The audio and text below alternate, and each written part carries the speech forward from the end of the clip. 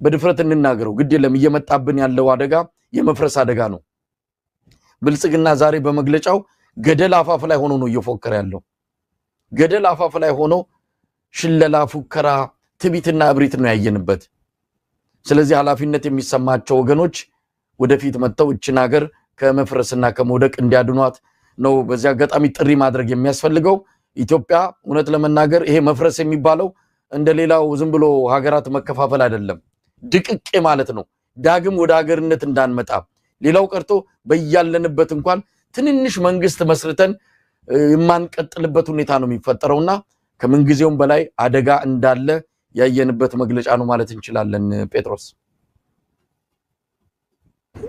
አመሰግናለሁ መሳይ እንግዲህ እንዳልከው አስገራሚ ነው ስለየትኛው ኢትዮጵያ ነው የሚያወሩት ኢትዮጵያ ያንሰራራች ነው ይሉናል በርግጥ እውነት ነው ወይ ፋሲል ትላንት በሰራ ነው ዘገባ ላይ ሰዎች ከደብረ ማርቆስ ተነስተው ወደ አዲስ አበባ ለመጓዝ ጎሃ ጽዮንን መሻገር አቅቷቸው በመከላከያ በልዩ ኃይልና በተለያዩ ፖሊስ ሰራዊት ታጅበው ነው የህዝብ ማመላለሻ አውቶቡሶች የሚጓዙት ዜጎች ከቦታ ወደ ቦታ መንቀሳቀስ ባልቻሉበት በሚሊዮኖች የሚቆጠሩ ኢትዮጵያውያን በረሃብ የምግብ እርዳታ ያስፈልጋቸዋል ተብሎ እንዲሁም ደግሞ ዜጎች በረሃብ የሚወድቁበት ነው አሁን እንደው መራብ መቸገር የትም ቦታ ሊኖር ይችላል ልንል እንችላለን ሰው በረሃብ መሞት ደረጃ ላይ የደረሰበትን ያነሳን በዚህ ሁኔታ ውስጥ ግን ኢትዮጵያ እያንሰራራች ነው የሚል ነገር አንስተዋል መንግስት በዋነኛነት በተለይ ብልጽግና በዋነኛነት ትኩረት አድርጎ እየሰራ ያለውና ጠላቴ ያለ ያለው በታሪካዊ ጠላቶቻችን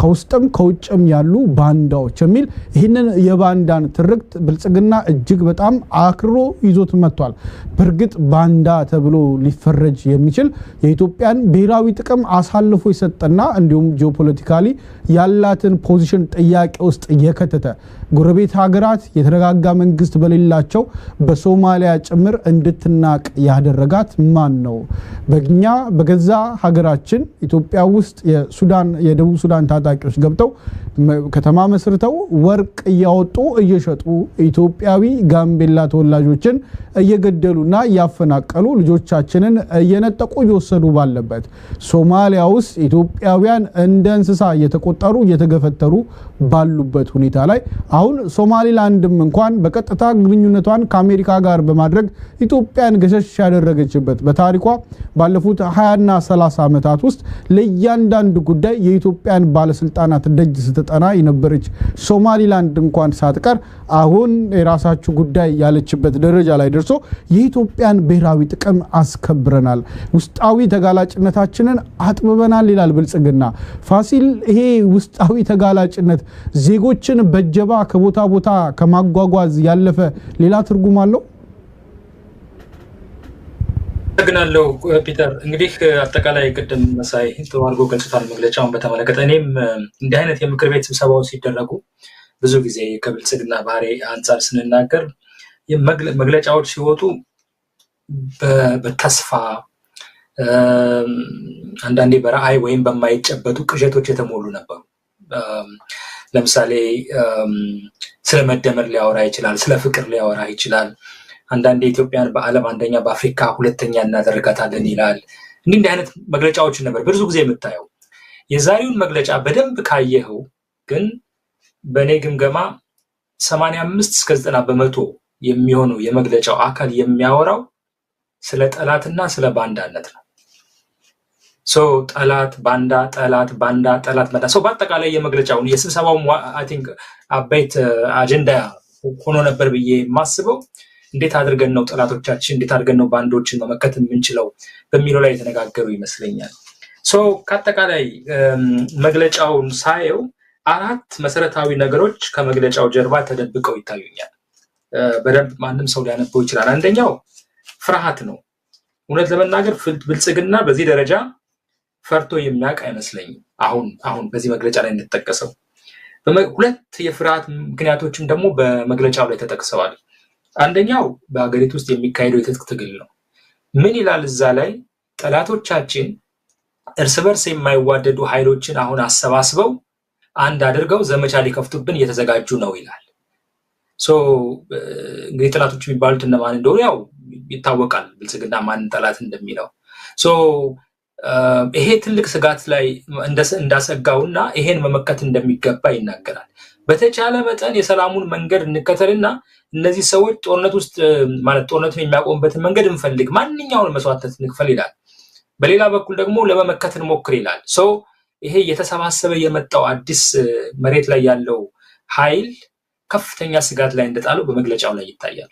ሁለተኛው የስጋቱ ምንጩ በመግለጫው ላይ የምታየው ህዝባዊ አመጽ ሊነሳ ይችላል የሚለው ነው። ቅድም መሳይም እንዳለው የተለያዩ ኃይሎች የተሰባሰቡ ነው። በተለይ ደግሞ ከህዝባዊ አመጽ ጋር ተዳምሮ ማለት እዛ ላይ ተያይዞ በጣም እየተወገዘ ያለው ሚዲያው ነው። ሚዲያው ህዝባዊ አመጽ ለማስነሳት እንቅስቃሴ እያደረገ እንደሆነ ይናገራል። ህዝቡ በመልካም አስተዳደር እንደተማረረ በኢኮኖሚው ችግሩ እንደተማረረና ይሄ ወደ አመጽ ሊገፋው እንደሚችል አፍ አውጥቶ ቃል በቃል ባይናገረው በመግለጫው ግን ታይነበዋል። ሰው ብልጽግና በእነዚህ ሁለት ምክንያቶች በመሬት ላይ በሚካሄደው ትግልና በህዝባዊ አመጽ ስጋት ውስጥ እንዳለና ይሄን ለማክሸፍ መስራት እንደሚገባው ነው በመግለጫው ላይ እየጠቀሰ ያለውና ትልቅ ፍርሃት በድርጅቱ ውስጥ እንዳለ ትረዳለህ። ሁለተኛው ተስፋ መቁረጥም ታያለህ። ብልጽግና እንደዚህ አልነበረም። አሁን ላይ ግን የምታየው የተስፋ መቁረጥ ስሜት ነው። በብዙ አባሎች ውስጥ ተስፋ መቁረጥ እንዳለና አሁን እንደገና እንደታደሱ ነው የሚነግረው። በቃ እንደ አዲስ ለመታገል እየወሰኑ እንደሆነ በመግለጫው ላይ ታያለህ። ሰው ትልቅ የተስፋ መቁረጥ ስሜት ውስጥ እንደገቡም ታያለህ። ሶስተኛው ያየሁት በራስ መተማመን በጣም እንደጎደላቸው ነው። አባሎቻቸው በራስ ማለት እየሰሩ ያለው ነገር በሙሉ ህዝቡን የሚያረካ እንዳልሆነ እየተረዱ የመጡ ይመስለኛል። ሶ አሁን እዛ ላይ በግልጽ ይታያል። እነዚህን ልዩነት ያላቸውን ሰዎች ምናምን አሳምኖ አሁን አንድ ሆነናል፣ በጋራ ለመታገል ወስነናል፣ ከድሮ በበለጠ ለመታገል ወስነናል፣ ይሄን እንቅስቃሴ ጠላቶቻችን የደቀኑብን አደጋ ወይም እያመጡት ያለው ፈተና ለመታገል በጋራ ወስነናል እያሉ የሚገልጹት ነገር በመካከላቸው ያለው አለመተማመን እየሰፋ መምጣቱን የሚያመላክት አድርጌ ነው የማየው። ከዚሁ ጋር ተያይዞ ግን በራስ መተማመን አደጋ ላይ እየጣሉት ማለት ማህበረሰቡ እንዳይቀበላቸው እያደረገ ያለው ሚዲያው ነው ብለው ሚዲያውንም በተመሳሳይ መልኩ እየከሰሱት ነው። ስለዚህ ሚዲያው ላይ መስራት ይገባናል፣ ለህዝቡ በየቀኑ መረጃ መስጠት ይኖርብናል፣ ይሄን የሚዲያ እንቅስቃሴ ማክሸፍ ይኖርብናል፣ አግሬሲቭሊ መስራት ይገባናል እያሉም እንደዚሁ ይናገራሉ።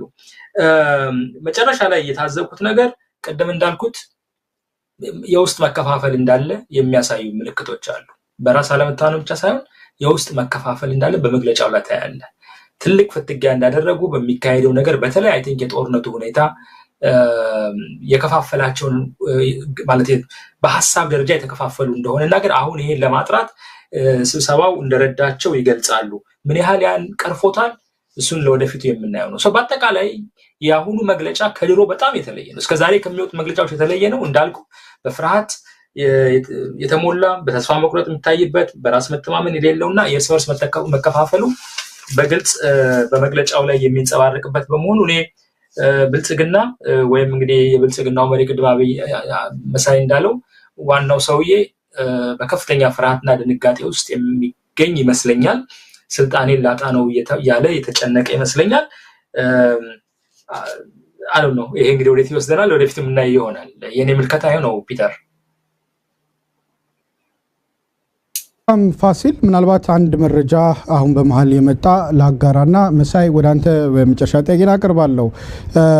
ፈረንሳይ ለጋሲዮን አዲስ አበባ የሚገኘውን የእስክንድርን የናቱ ቤት ውስጥ ወታደሮች ወይም ፖሊሶች ሌሊት በመሄድ ፍተሻ ማካሄዳቸውን ከ20 በላይ ፖሊሶች ቤቱን መፈተሻቸውና በቤት ውስጥ ለ8 ዓመት አካባቢ የኖሩ የባለቤቱን የሰርካለምን ሁለት ወንድሞች አስረው መውሰዳቸውን የሚገልጽ መረጃ ደርሶናል። እንግዲህ ያው በጣም አሳዛኝ ነገር ነው። ከዚህ በፊትም ብለነዋል።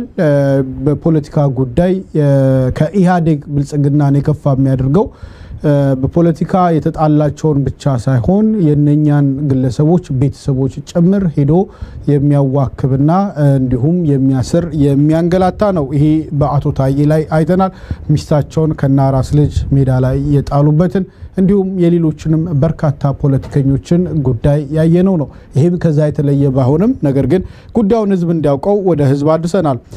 መሳይ ምናልባት ለአንተ እንግዲህ ማቀርብልህ የመጨረሻ ጥያቄ የሚሆነው የብልጽግና መግለጫ ውስጥ ፋሲል እንዳለው አብዛኛው ስለ ባንዳነትና በተለይ ደግሞ ሚዲያዎችን ታርጌት ያደረገ የመግለጫው ክፍል ነው። ሚዲያዎችን በዋነኛነት ሁለት ነገሮች ሊያደርጉ ተዘጋጅተዋል ይላል። አንደኛው በየአካባቢው ግጭት እንዲበራከት ማድረግ፣ ሌላኛው ደግሞ በዲጂታል ሚዲያ መንግስትን ማሳጣት ነው ይላል። መንግስትን ለማሳጣት እንደው ሚዲያዎች ያን ያህል መድከም ይጠበቅባቸዋል ወይ? ብልጽግና ራሱን በራሱ እየነከሰ አደባባይ ቆስሎ የሚደማ ድርጅት አይደለም ወይ? ብልጽግና ላሳጣው ሳትል ዝም ብሎ ሰው ለ5 ደቂቃ ኢቲቪን ቢከፍት እውነታውንና መሬት ላይ ያለውንና አየር ላይ ያለውን የደሴቱን ኑሮ ልዩነት ለመረዳት ግልጽ አይደለም ወይ?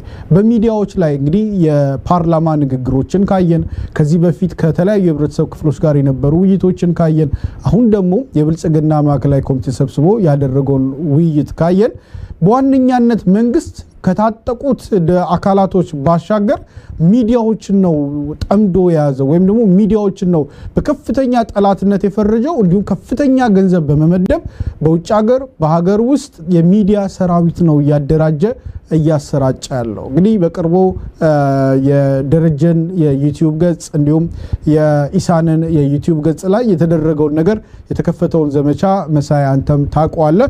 ይሄ ደግሞ ዘመቻ ሁላችንንም በየተራ እየገጠመን ያለው ጉዳይ ነው። መሳይ ከዚህ አንፃር የሚዲያዎቹን ሚና እንዴት ትገልጸዋለህ? ይሄ ጉዳይ የብልጽግናን ጭንቀት የሚያጋልጥ ነው ወይስ የሚዲያዎቹን ትጋት የሚገልጥ ነው? ጴጥሮስ እንደው የሚዲያውን ነገር በተመለከተ ወደ ኋላ ላይ የሆነ ነገር ልበልና በቅድሚያ ስለ መግለጫው አንዳንድ ነገሮችን በተወሰነ ደረጃ ብናነሳ ጥሩ ነው። ምክንያቱም ከሰርካለም ፋሲል ሁለት ወንድሞች መታሰር ጋር በተያያዘ ያነሳው መረጃ አለ። ሰርካለምን እዚህ ወደ እናንተ ከመምጣቴ በፊትም አግኝቻት ነበርና ሁኔታውን ስሰማ መግለጫው ላይ የተጠቀሰ አንድ ያቋም አለ። ወደ 7 ነጥቦችን ከዚህ በኋላ ብልጽግና እንሰራበታለን በሰፊው እንሄድበታለን ብለው ተስማምተናል ብሎ ያቀረቧቸው 7 ነጥቦች አሉ። አንደኛው የፍትህን ጉዳይ ነው፣ የፍትህና የህግ በላይነትን። እንግዲህ ይሄ እዛው መግለጫቸው ላይ የተጠቀሰውን በዚህ በሰርካለም ፋሲል ሁለት ወንድሞች ምን ያህል ብልጽግና የህግ በላይነትን እየደፈጠጠ እንዳለ፣ ኢትዮጵያ ውስጥ ህግ የሚባል ነገር አብይ ማለት ህግ ብቻ እንደሆነ የምናይበት ስለሆነ እዚሁ ራሱን በራሱ እየበላ ያለ ገዢ ፓርቲ መሆኑን እንረዳለን። በነገራችን ላይ የሰርካለም ፋሲል ሁለት ወንድሞች ለ8 ዓመታት በእስክንድር እናት መኖሪያ ቤት ነበረ የቆዩት።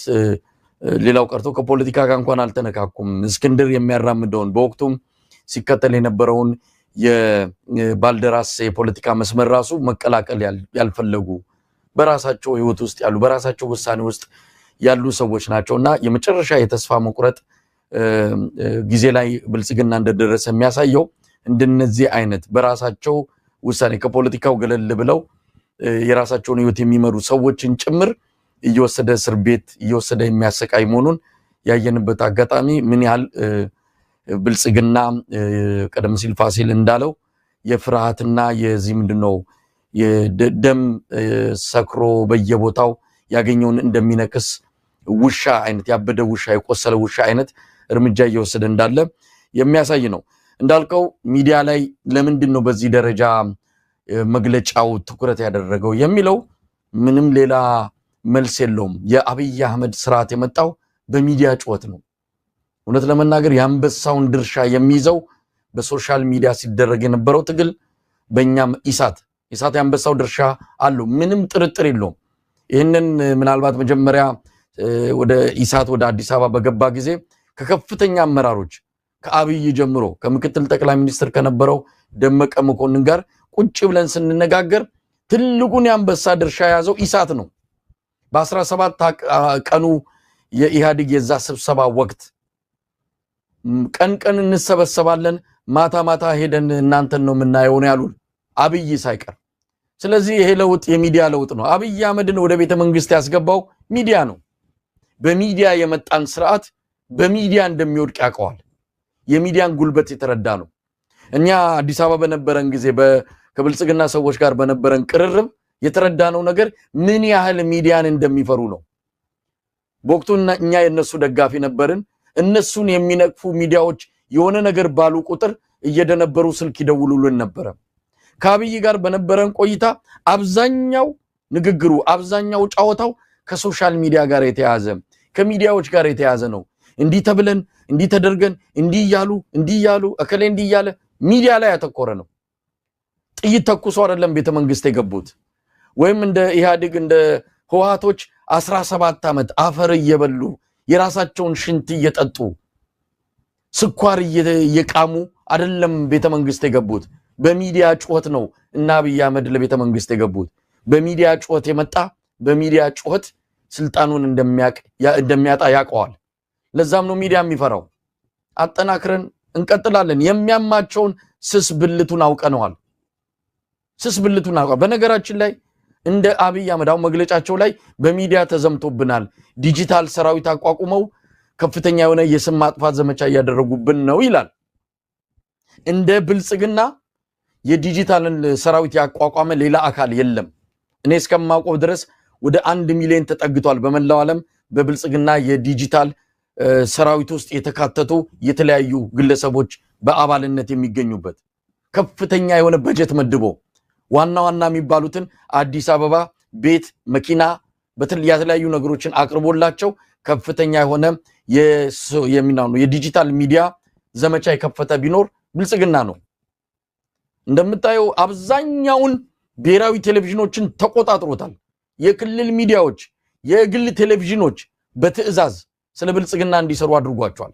ሌላው ቀርቶ ቲክቶክ የሶሻል ሚዲያ በጣም ታዋቂ የሆኑ ሰዎችን በቲክቶክ በተለያየ መንገድ ታዋቂ የሆኑ ሰዎችን በቅርቡ ሰብስቦ አበል ከፍሏቸው ጅማ፣ አዲስ አበባ በተለያየ መልኩ ግብዣ አድርጎላቸው ስለኛ ዘግቡ፣ ስለኛ መልካም ነገር አውሩ ብሎ ገንዘብ የሰጣቸው በርካታ ቲክቶከሮች እንዳሉ እናውቃለን። በዲጂታል ሚዲያው ላይ ከፍተኛ ኢንቨስትመንት ያደረገው ራሱ ብልጽግና ነው። ግን እውነት ስለሌለው ሊያሸንፍ አልቻለም። የሰናፍጭ ታክል እውነት ካለ ተራራ ትንዳለ። እኛ ትንሽ አቅም ነው ያለን። በትንሽዬ አቅም ግን በከፍተኛ ኢንቨስትመንት አብይ አህመድ የገነባውን የሚዲያ ሰራዊት መገዳደር ብቻ አይደለም ተከላካይ ነው ያደረግናቸው። ይሄን ዝም ብለን እንዲሁ በብሪትና በቃላት ለማሳመር የምናደርገው አይደለም። ውጤቱንም እያየን ስለሆነ ነው። በየቀኑ የሚያደርጉትን መንደፋደፍ እያየን ነው። ስለዚህ በዲጂታል ሚዲያ ላይ በሚዲያ ላይ ማተኮሩ የመጣበትን ስለሚያቅ ነው። ወደ ስልጣን የመጣበትን መንገድ ስለሚያቀው በመጣበት እንደሚሰናበት ተረድቶታል። ለዚህ ነው ሚዲያ ላይ ያተኮረው። እኛ ደግሞ ምንድነው ያየነውን አይተናል። ስስብልታቸውን አግኝተናል። እንዴት እንደሚወድቁ በደንብ ተረድተናል። ሌላ ነገር አያስፈልግም። 50% ፕሮፓጋንዳ ነው። ፕሮፓጋንዳ ሲባል ቃሉ በራሱ ሌላ ነገር እንዳይመስል ፕሮፓጋንዳ በጥበብ ከተያዘ በጥበብ ከተካሄደ ትልቅ አቅም ነው። አንድ ሰራዊት አንድ ሜካናይዝድ ጦር ባታሊዮን ጦር ከሚያመጣው ባልተናነሰ በሚዲያ ላይ ምን ሰራው ስራ ይሄን ስርዓት ያሽመደምደዋል። አብይ አህመድ ይሄንን ያውቃል፣ ነግሮናልም።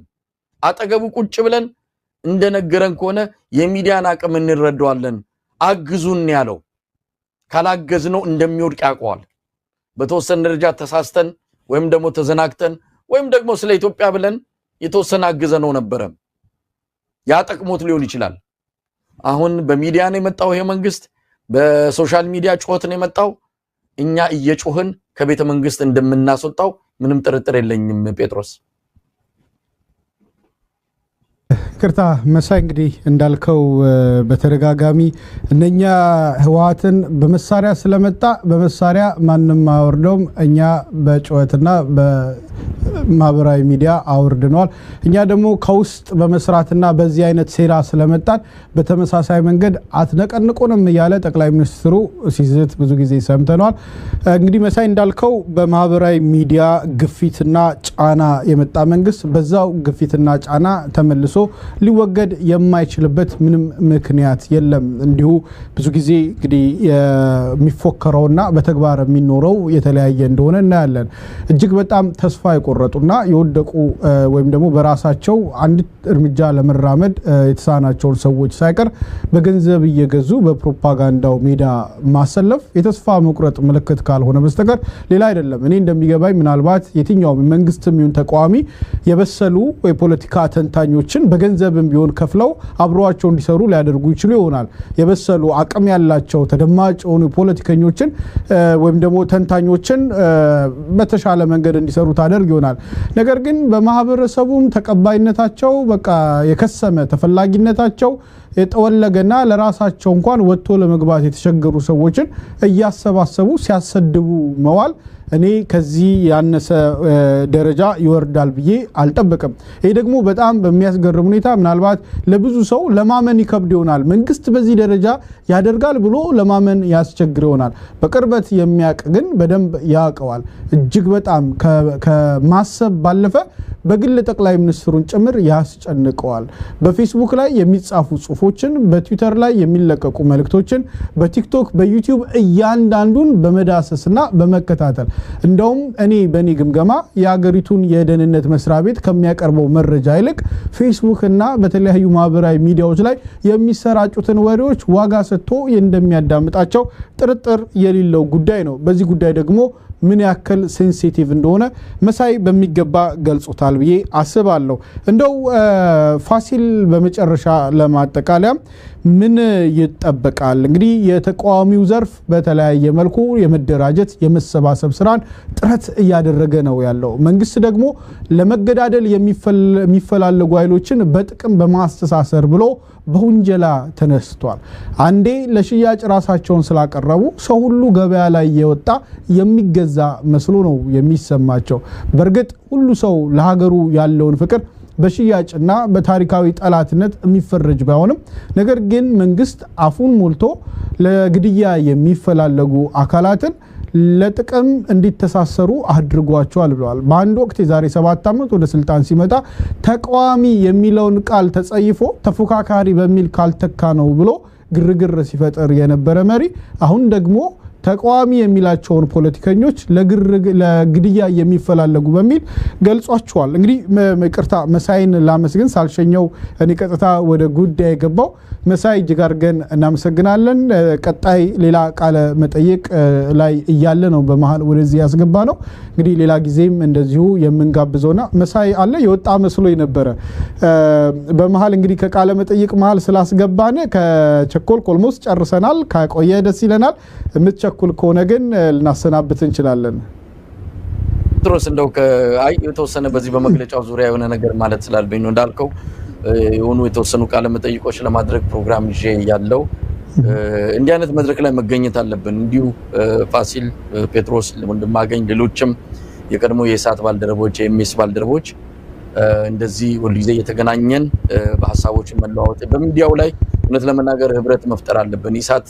የነበረው ሚና ስለምናውቅ አሁንም ይሄ በሚዲያ ጩኸት በተለያየ የሚዲያ እንቅስቃሴዎች ወደ ስልጣን የመጣውን አካል ተባብረን ከስልጣን እንዲወገድ ማድረግ አለብን ይሄን ዝም ብለን ምንናገረው ሳይሆን ውጤትም ስላገኘንበት በተለያየ ጊዜ እነሱም ነግረውናል በነገራችን ላይ አይተማመኑም እርስ በርስ አብይ አህመድ በራሱ ፌስቡክ ላይ የሚውል የራሱ የሆነ ፌስቡክ የሚከታተልበት የራሱ ገጽ እንዳለው እናቃለን በቅርበት ይሄ በአሜድ ደረጃ የምናነሳው ሳይሆን በቅርበት ባገኘናቸው አጠገቡን በነበርን ጊዜ የምናቃቸው እውነቶች ስለሆኑ ይከታተላል የራሱን በጀት እየመደበላቸው ሐሰተኛ መረጃዎችን የሚያስተላልፉት እነ ኢቢሲ ፋና ዋልታ ምናምን የሚባሉትን ራሱ የሚከታተላቸው አይደለም እሱ ከመንም በላይ የሱ ባለስልጣናት ወታደራዊም የፖለቲካ አመራሮችም የሚከታተሉት የትኞቹ ሚዲያዎች እንደሆነ ስለምናቅ አጠናክረን መቀጠል ተባብረን እንደዚህ በጋራ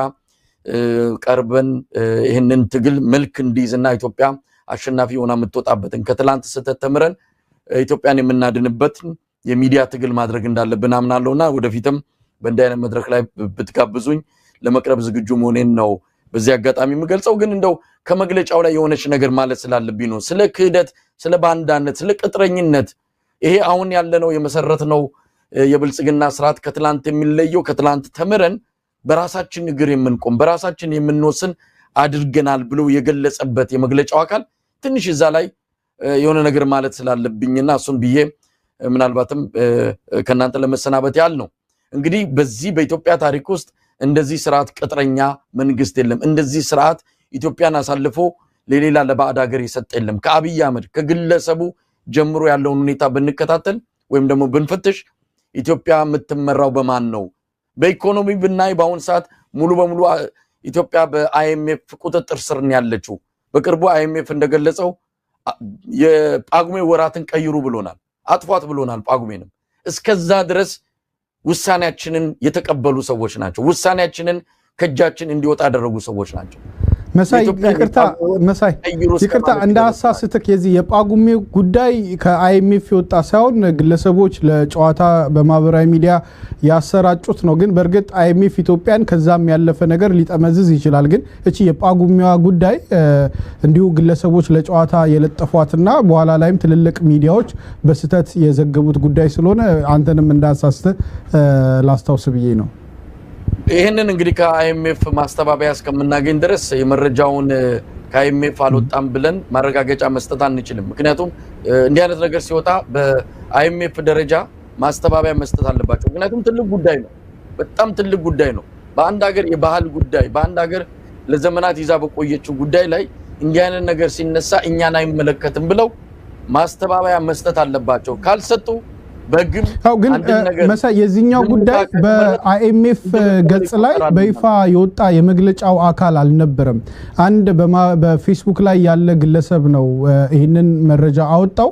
ከዛ በእለቱ ሌሎች በርካታ ሚዲያዎች ተቀባበሉትና ትልቅ ሽፋን አገኘ። ትልልቅ ሚዲያዎች ዘግበውታልና ግን የመጀመሪያ ይህንን ጉዳይ የለጠፈውን ግለሰብም ስለማውቅ ለዛ ነው እነሱ ለጨዋታ በሚል ለጥፈውት በኋላ ላይ ነገሩ ከቁጥጥር ውጪ እንደወጣ የተገለጸው። ቢሆንም ግን እንዳልከው አብዛኛው የኢትዮጵያን መንግስት እየተቆጣጠረም እያዘዘም ያለው አይኤምኤፍ ለመሆኑ አይደለም ጳጉሜን ስማችሁንም ቀይሩ ቢል ለመታዘዝ ዝግጁ መሆናቸውን ያየንበት ሁኔታ ነው።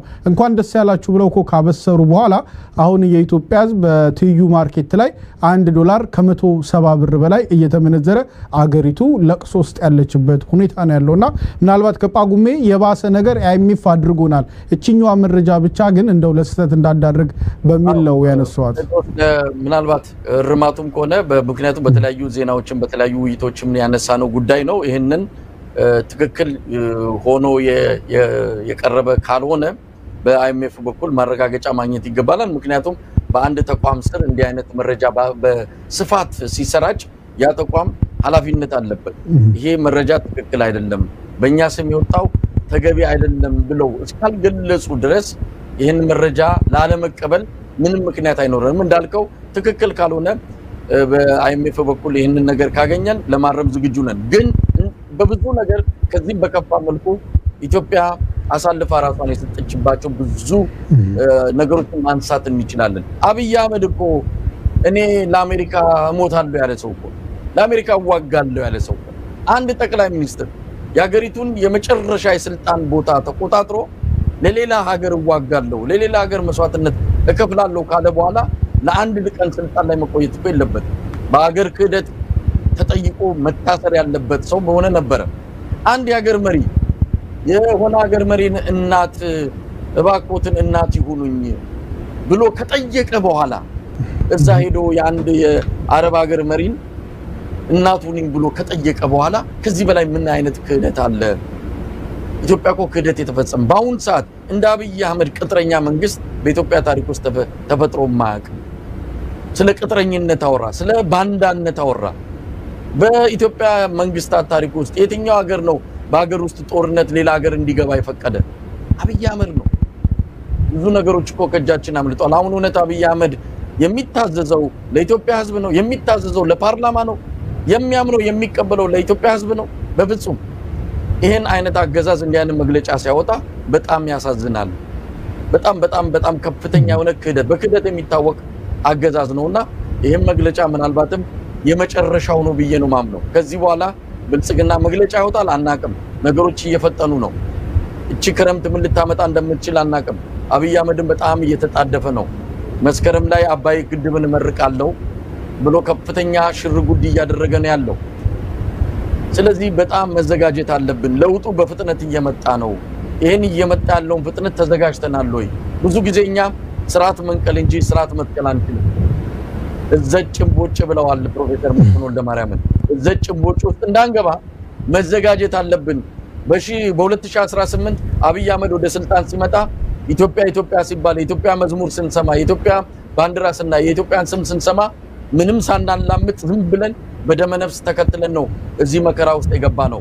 በ7 ዓመት ውስጥ በ70 ዓመት ያላየነውን መከራ ያየነው።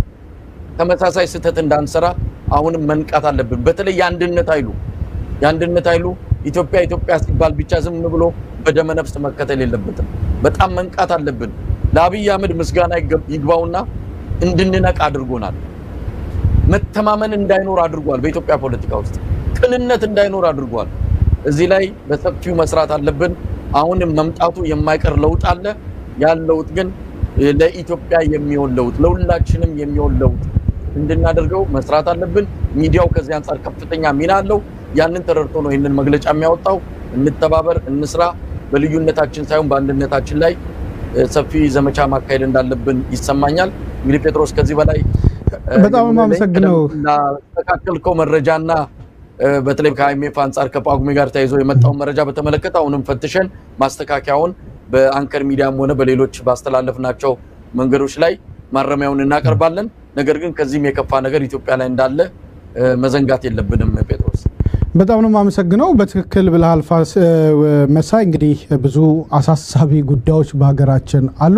በተለይ የአይኤምኤፍ ጉዳይ እንደው ዛሬ የዚህ መግለጫው ላይ ትኩረት አደረግን እንጂ ሌላ አንድ አስገራሚ ትንታኔ በኢትዮጵያ ቴሌቪዥን ላይም ቀርቦ መንግስት ሲሰጥ ይህንን ማሻሻያውን ከመንግስት ፍላጎት እንጂ አይኤምኤፍ አይደለም ይዞብን የመጣው ብሎ እንደውም ጭራሽ የባሰ ተገዶ ነው በሚል ትንሽ ማስተዛዘኛ ነበረው። አሁን ደግሞ ጭራሽ የባሰ እኛ አቅርበን አጽድቀውልን ነውና እኛንን የፈለግነው እንደዚህ እንዲሆን በሚል አገሪቷን እንዴት አርገው መቀመቅ ውስጥ እንደከተቷትና የሚናገሩትን ነገር እንኳን መልሰው ለራሳቸው ቢያዳምጡት የሚያስደነግጥ ጭንቅላት አስይዞ ሊያስጮህ የሚችል ጉዳይ መሆኑን ማቅረብ የምንችልበት ብዙ ርዕሰ ጉዳዮች አሉ። እንግዲህ መሳይ በሌላ በደንብ ሰፋ ባለ ፕሮግራም ገብተን ድጋሚ ሌሎችንም ነገሮች የምንዳስስበት ይሆናል። እርግጥ ነው ለመገዳደል ሳይሆን ለመተባበርና ሀገራችንን ለመታደግ የምንፈላለግ ሰዎች መሆናችንን ከዚህ በፊት ማሳይተናል። አሁንም ደግሞ በተግባር በተጨባጭ እንደምናሳይ እርግጠኛ ነኝ። መሳይ እዚህ ጋር እንሰናበተው። እጅግ አድርጌ አመሰግናለሁ መሳይ። መልካም ቀን ይሁንልህ።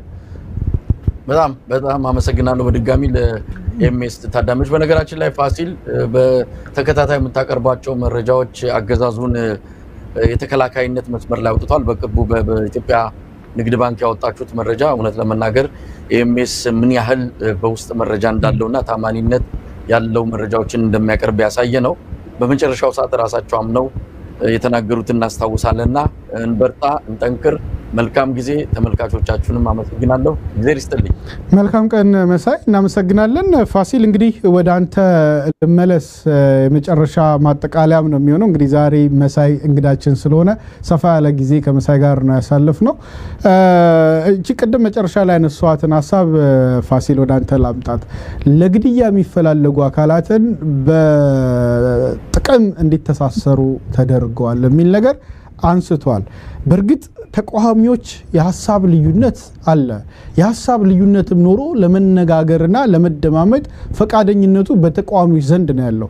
መንግስት ነው ሁሉንም ለማሰር ለመግደልና ለማሸበር ሲፈልግ ሁሉ ጊዜ የምናየው። በሚያስገርም ሁኔታ ኢቭን ከመንግስት ጋር ሊገድል ሊያስርና ሊያፈናቀል የሚፈልገው መንግስት ጋር እንኳን ለመወያየት ፈቃደኛ ተኮኖ ሳለ ነገር ግን ተቃዋሚዎችን እርስ በርስ ለመገዳደል የሚፈላለጉ ኃይሎችን በጥቅም በማስተሳሰር የሚል መግለጫ አውጥቷል። ምናልባት ይሄ ከፖለቲከኞቹ አልፎ ኦሮሞ ነጻነት ሰራዊትንና ፋኖን ለማለት ነው፣ ፋኖንና ቲፒኤልኤፍን ለማለት ነው። በእርግጥ እነሱ በመሬት ላይ ትብብር ጀምረዋል ወይ ነው ወይስ ደግሞ በሚዲያ እንግዲህ ከሰሞኑ ባለፈው በፓርላማም በብልጽግና ስብሰባም በተደጋጋሚ መንግስትን ያስለቀሰው በርካታ በኢትዮጵያ ውስጥ ያሉ ፖለቲካ ኃይሎች በበይነ መረብ ተቃውሞ ማድረጋቸውና ማሰማታቸው ነበረ። ፋሲል በዚህ ደረጃ ለግድያ የሚፈላለግ ተቃዋሚን ብሎ ለመግለጽ ያስደፈረው ምንድነው? ለዚህስ ደግሞ ምላሽ ተቃዋሚ ፖለቲከኞች የሚዲያ አካላት ምን ምላሽ መስጠት አለባቸው? አንተ በዚህ ላይ የምትሰጠው ሐሳብ የዕለቱ ውይይት ማጠናቀቂያ ይሆናል። አመሰግናለሁ ፒተር። እንግዲህ ያው አሁን የጠየቀው ጥያቄ ሪሊ በጣም ከባድ ነው። ማንን ሪፈር ለማድረግ እንደሆነ አይታወቅም። ግን ታስታውስ ከሆነ በቅርቡ የፖለቲካ ፓርቲዎች ከአክቲቪስቶች ጋር ያደረጉት ፓርላማ ላይ ይሄ እኮ ነው እኛ የምንፈልገው የመደመር ውጤት ነው፣ መደመርም እኮ ስንል እንዲህ አይነት መሰባሰብ ነው ብሎ አወድሷቸው ነበር። ያው አወድሷቸው ስለ በትምህርት ጥቅስ አስገባው። አሁን ደግሞ እንደገና እነሱን ለማለት ከፈለገ በጥቅም የተሳሰሩ ሌሎች ጠላቶቻችን እያሳሰሯቸው ያላቸው ኃይል ብሎ እንደገና ሲያወግዛቸው ታያለህ። እና አብይ ሬዲ ሁልጊዜ እንደምንለው ነው፣ ዛሬ የሚናገረውን ነገ ሲነሳ አይደግመውም። እና አይ ቲንክ በተወሰነ ደረጃ ውጭ ያሉትን ሊሆን ይችላል ወይም ደግሞ መሬት ላይ ያሉትን ኃይሎች ቅድም እንዳልኩት እኮ ነው። ቅድም ያልኩት ምንድነው አንዱ የፍርሃቱ መገለጫ የሆኑ ኃይሎችን ጠላቶቻችን ወይም እያደራጁብን ነው እያሰባሰቧቸው ነው የሚለው አይዘር መሬት ላይ ያሉትን የታጠቁ ኃይሎችን ነው ወይም ውጭ ሀገር ያሉትን አክቲቪስቶችና ፖለቲከኞችን ነው። ሁለቱም ግን ለአብይ አህመድ ትልቅ የስጋት ምንጭ እንደሆኑበት ይታየኛል። ይሄንን አጠናክሮ መቀጠል ይገባል። ኢትዮጵያ ሁልጊዜ እንደምንለው እቺ ታላቅ ሀገር፣ እቺ እድሜ ጠገብ የሆነች ሀገር ነፃነት ያስፈልጋታል። ህዝባችን ከነፃነት ውጭ ሌላ ነገር አይገባውም። እስከዛሬ ድረስ ፍሪደሙን ያላገኘ ህዝብ ነው። የውጭ ነፃነቱን አስጠብቆ የኖረ ህዝብ ነው። በጀግንነቱ በኃይሉ ነፃነቱን አስጠብቋል። የውስጡን ግን ነፃነቱ እስከዛሬ ድረስ ማስጠበቅ አልቻለም። በመጣው ገዢ ሁሉ እየተረገጠ፣ በመጣው ገዢ ሁሉ እየተበደለ፣ በመጣው ገዢ ሁሉ እየተጎሳቆለ፣ በመጣው ገዢ ሁሉ እየተማረረ ያለ ህዝብ ነው። ይሄን መቀየርና ነፃነቱን ማወጅ ይገባዋል። እንቅስቃሴዎች ይታያሉ። እኔ አንድ በዚህ መግለጫ የተረዳሁት ነገር የብልጽግና እድሜ ከመቼውም ጊዜ በላይ ያጠረ መምጣቱን አምኛለሁ። አይኖ የሚደረጉ እንቅስቃሴዎችን ስለማቅ መሬት ላይ ያሉ እንቅስቃሴዎችም የሆኑ የተለያዩ ሙቭመንቶች የአብዮት ዋዜማ ላይ እንዳለን ያሳያሉ። ነገሩ እየፈጠነ እንደሆነ ትረዳለህ። ግን አሁን በደንብ እንደምታየው ነገሮች ከኛ ከምናስበውም በላይ እየፈጠኑ እየሄዱ ነው። አይዘር በትጥቅ ትግል ወይም ደግሞ በህዝባዊ አመት የአብይ አህመድ መንግስት ተንገዳግዶ ይወድቃል። ጊዜው መቼ ይሆናል በትክክል ይሄ በዚህ ቀን ይሆናል ባትልም ግን እየፈጠነ መምጣቱን ግን በደንብ ታየዋል። ይሄ እንዲፈጥን የሚያደርጉት ደግሞ ማለቴ በጣም ብዙ ገፊ ምክንያቶች እንዳሉ መሬት ላይ ያለው ሁኔታ ህዝቡ ሊሸከመው ከሚችለው በላይ ስለሆነበት ወደ ለውጥ መንገድ እየገባ እንደሆነ የሚያሳይ ነው። የዛሬው ቅድም ያልኩት የፍርሃቱ መገለጫ ዋነኛው ምክንያትም ያነባሉ። በነገራችን ላይ እነሱ መሬት ላይ ያለውን ነገር ያስጠናሉ፣ የህዝብ ኦፒኒየን ያያሉ። የተረዱት ነገር ቢኖር በዚህ ሁኔታ ውስጥ ከቀጠልን ኤኒ ሞመንት በማንኛውም ጊዜ አይዘር ከውስጥ በሚነሳ ልክ ኢህአዴግን ከውስጥ እንደተነስቶ ውጫዊ ግፊቱ ተጠቅሞት ከውስጥ የተነሳው ሞመንት እንዳፈረሰው አብይ አህመድንም ከዛው አይዘር ከውስጥ ወይ ከሆነ አካል አገር ውስጥ የሚንቀሳቀስ አካል ሊያስወግደው እንደሚችል አይ ቲንክ እየተረዱ እንደመጡ መናገር ይቻላልና ፍርሃት የተሞላ ነው። እንግዲህ ይሄንን ማጠናከር ይገባል። ኢትዮጵያውያን በዚህ ሰዓት አንድ መሆን ይገባቸዋል። በተለይ ቅድም መሳይ እንዳለው ትክክል ነው። የአንድነት ኃይሉ አንድ መሆን ይገባዋል። ከዚህ በኋላ ኢትዮጵያን ለብሔር ፖለቲከኞች አሳልፎ መስጠት አይቻልም። ኢትዮጵያ አንድ መሆን አለባት። ኢትዮጵያ የሚሉ በእውነት የተፈተኑ ልጆች አሏት። በእውነት እየተፈተኑ ያሉም ልጆች አሏት። ኦኬ ሲሞቃቸው ወይም ኢትዮጵያዊ ሲበርዳቸው ኢትዮጵያ አይደለንም የሚሉ ኃይሎች ብዙ አሉ።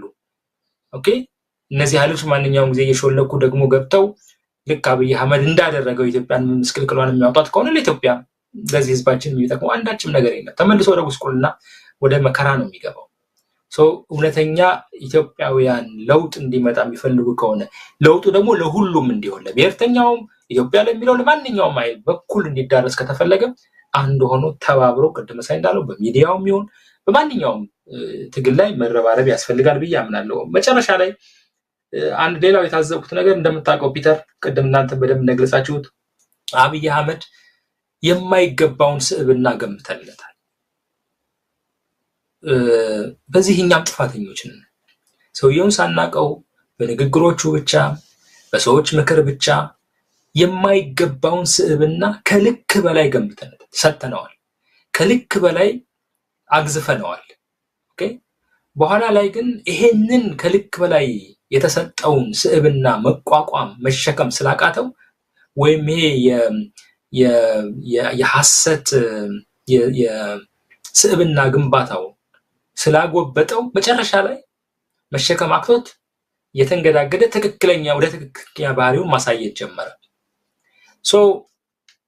ልክ ይሄ በጣም የተገነባ ስዕብና እየፈረሰ ሲመጣ ሰውየው ሰልፍ ኮንፊደንሱ በራስ የመተማመኑ ነገር በሙሉ እየተሟጠጠ ምን እንደሚናገር ምን እንደማይናገር እንኳን ማወቅ የማይችልበት ደረጃ ላይ ደረሰ። ከተለያዩ አገሮች ጋር የሚያደርገው ውዝግብ የሚሰራው ስራ ዛሬ እዚህ ጋር ነገ እዛ ጋር ከጅብርብር ያለ ይሄ እንደጠጣ ሰው እንዲሰክር ያደረገው መጀመሪያ ላይ ያለ አቅሙ የጫንለት የስዕብና ግንባታ ነው። ኢሳት ተጠያቂ ነው፣ ኤምኤስ ተጠያቂ ነው፣ ሌሎች ሚዲያዎች ተጠያቂዎች ናቸው። በዚህ እውነት ለመናገር አንድን ሰው በደንብ ሳታጠና በደንብ ሳትመረምር ያን ሰው ስዕብና ስትገነባ ኢትዮጵያ ስላለ ብቻ በዚህ ደረጃ አገዘፍከው፣ ያንን መሸከም አቅቶት የተንገዳገደ ነው። ከዛ በኋላ ምንድነው ያደረገው? ስቲል ምንድነው እያደረገ ያለው? ይሄንን ስዕብናውን መልሶ ለመገንባት ያልቀጠረው ዩቲዩበር የለም፣ ያልቀጠረው የማህበራዊ ሚዲያ አክቲቪስት የለም። አብይ በተናገረ ቁጥር ንግግሮቹን እያወጡ ለማግዘፍ የማይደረግ ጥረት የለም። ኢቲቪ 24 ሰዓት፣ ፋና 24 ሰዓት፣ አገር ውስጥ ያሉ ኤፍኤሞች 24 ሰዓት ይሄንኑ ሰውዬ ለማግዘፍ ነው የሚጠሩት። ስዕብናውን መልሶ ለማግዘፍ የተለያዩ ኃይሎችን ይጠራል፣ በዛ ላይ ይገኛል፣ ይናገራል፣ ምን ይላል። ነገር ግን ያ መጀመሪያ ላይ የገነባውን ስዕብና መልሶ ሊያገኘው አልቻለም። ምክንያቱም ያንን የገነባውን ስዕብና በተግባር መግለጽ ስላልቻለ ያን የፈረሰውን ስዕብና እንደገና ማምጣት አልቻለም። ሰው ዲስፐሬሽን ውስጥ ነው ያለው። አሁን ዛሬ የወጣው መግለጫ ላይ ሚዲያው ላይ እንሰራለን እንታገላለን የሚለው ሰውየው እንደገና ያንን የተገነባለትን ስዕብና መልሶ እንዲገነባለትና እንዲገዝፍ ካለው ስሜት አንፃር ካለው ፍላጎት አንፃር ነው። አልሆነም። ብዙ ዩቲዩበሮች እኮ ስለ አብይ ይናገራሉ። ብዙ የቀድሞ ጓደኞቻችን ሳይቀር ስለ አብይ ያወድስ በየቀኑ እየገቡ ያወድሳሉ። በጣም በማህበራዊ ሚዲያ ግን ሊገነባ አልቻለም። እስቲል ያውቁታል፣ ጓደኞቹ ያውቁታል፣ የአብይ ጓደኞቹ ያውቁታል፣ ለህዝቡ ያውቀዋል፣ ማንም ያውቀዋል። ኦኬ ለምንድን ነው ብትል ቅድም እንዳላችሁት ነው። አንድ እነዚህ ዩቲዩበሮች ወይም ማህበራዊ ሚዲያ የሚሉት የሚናገሩት ነገርና መሬት ላይ ያለው ነገር አብሮ ስለማይሄድ ነው፣ ስለሚጣረስ ነው። አንተ ፀሐይ በምስራቅ ወጥታ በምዕራብ ትገባለች የሚለውን ሳይንስ በየትኛው ፕሮፓጋንዳ በየፈለከውን ፕሮፓጋንዳ ስራ የፈለከውን ሚዲያ አክቲቪስት ወይም ታዋቂ አክቲቪስት ጥራና አይ ፀሐይ የምትወጣው በምዕራብ ነው የምትጠልቀው በምስራቅ ነው ብትል ህዝቡ ልታሳምን አትችልም። የአብይ አህመድ ሁኔታም እንደዚህ ነው። መሬት ላይ ያለውን በተለያየ መንገድ እውነታውን አስቀይሮ ህዝቡን ለማሳመን የሚያደርገው ጥረት በተለያዩ ታዋቂ ሰዎችን ሁሉ እየተጠቀመ ውጤት ሊያመጣ ያልቻለው ዋናው ምክንያት መሬት ላይ ያለው እውነት አፍ አውጥቶ ስለሚናገር ነው። ይሄ የተስፋ መቁረጥ ውስጥ እንደከተተው በግልጽ እናያለን። ፒተር እዚሁ ላይ አመሰግናለሁ ፋሲል። እንግዲህ በቀጣይ ያሉ ነገሮችንም እንደዚሁ መከታተልና አንድነትን ለማጠናከር መስራት ይገባል።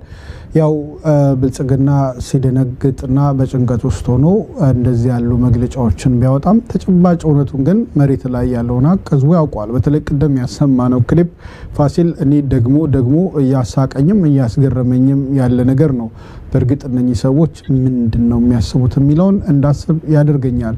በዋነኛነት ደግሞ በስብሰባው ላይ የተካፈሉትንም ሰዎች ስታይ እነዚህ ሰዎችን አከብራለሁ። እኒ ሰብአዊ ፍጡር በአምሳለ እግዚአብሔር የተፈጠሩ ሰዎችን መናቅ እንዳይሆንብኝ ግን ከስራቸው ባህሪ ግን ስትመለከት ግን አብዛኞቹ እንትን ናቸው በቃ ምንድነው ሪሳይክል የተደረጉ ኢህአዴግ ላይ ተጠቅሟቸው ከቦታ ቦታ ሲያዘዋውራቸው ምስላቸው ከርሞ ድጋሚ ደግሞ ብልጽግና ጋር መተው የሚዘዋወሩ ናቸው አንዳንዶቹ 2-3 ቦታ የሚኒስትር ቦታ የተሸጋገሩ አንዳንዶቹ ከሆነ ከገጠር ከሆነ ምን ሲንዲው ከቦታ ቦታ ሲቀያየሩ ሲዘዋወሩ ይኖሩና እንደው የተሻለ እንኳን የነቃ የበሰለ ሐሳብ ሊሞግት የሚችል አይሂማ ስህተት ነው ብሎ እንትን ሊያደርግ ሊጠይቅ የሚችል አካል መሃሉ አለመኖሩን ሳስብ እኔ የኢትዮጵያ ጣፈንታ ያሳስበኛል ኢትዮጵያ በብልጽግና እጅ ላይ ውላ የምታድርበት እያንዳንዱ ቀን ኢትዮጵያ ወደ ጥፋት የምታመራበትና እጅግ